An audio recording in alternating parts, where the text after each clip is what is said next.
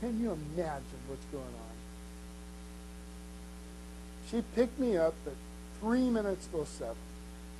We are 10 minutes away from the woman's house. We get there too early, by 2 or 3 minutes, so we have to park around the corner. And she's looking at her watch, and she's looking at the sun. And as soon as the sun starts to dip below the horizon, she starts to tire. We drive around the corner, and here is the woman pulling up the buy owner open house sign from her front lawn. And later Helen told me it doesn't always happen that way, but you know, every once in a while you catch them taking the sign down, and they usually take the sign down about sundown. There's no science to it, it's more of an art, but she says, more than once I've caught them taking the sign down. And she jumped out of the car as spry as an Olympic jumper, and she said, "Oh, you sold the house, congratulations." And the woman said, "No, you sold the house." "Oh, I'm so sorry. Well, can we come in?" And the woman seems to recognize her. She perks right up because, you know, apparently my mother-in-law had given her more encouragement than anything else, even though she had left without saying goodbye. We go in the house and we get a glass of water, and we're sitting in the front room making chit-chat. And my mother-in-law says, you know, first of all, checks on the status of the husband and the son in Detroit, and inquires, well, I just didn't think about it. Did he buy a house? Oh, yeah, yes. And now they got 2 mortgages. Oh, very heavily, you know, motivated.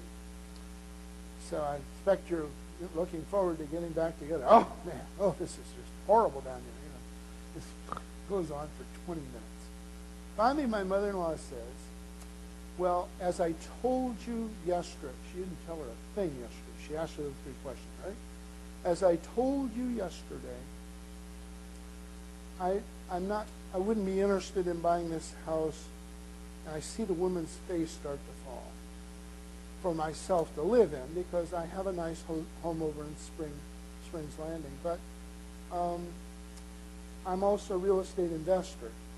And so I buy houses to rent. Now, of course, when I buy a house to rent, I can't pay as much for it as if I were going to live in it. And so I was hoping that you were able to sell it to somebody that wanted to live in it.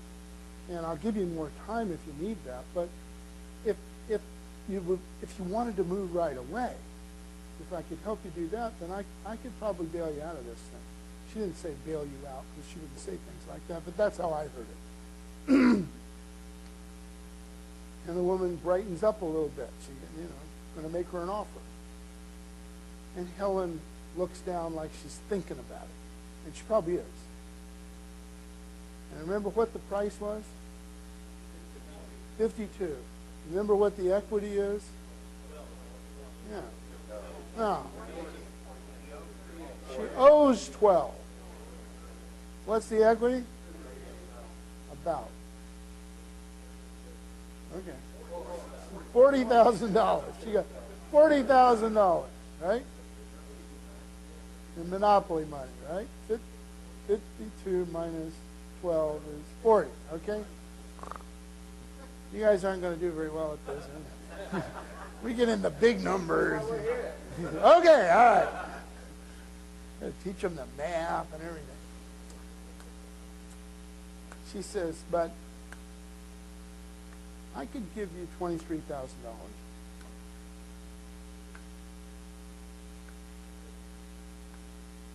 No, the woman's face fell. And she looked like she was starting to breathe heavy. And she had her hands in her lap, tightly clasped in her lap. And she looked down, and I could see tears running down. And now I want to be anywhere in the free world except in this room. I'm hoping the gal doesn't have a gun in this drawer over here. And everything just doesn't move for a while. It's like time stops. And finally, her face comes up, and she smiles, and she says, "Thank you."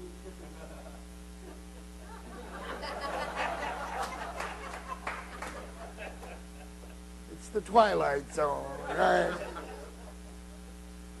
Unbelievable. unbelievable.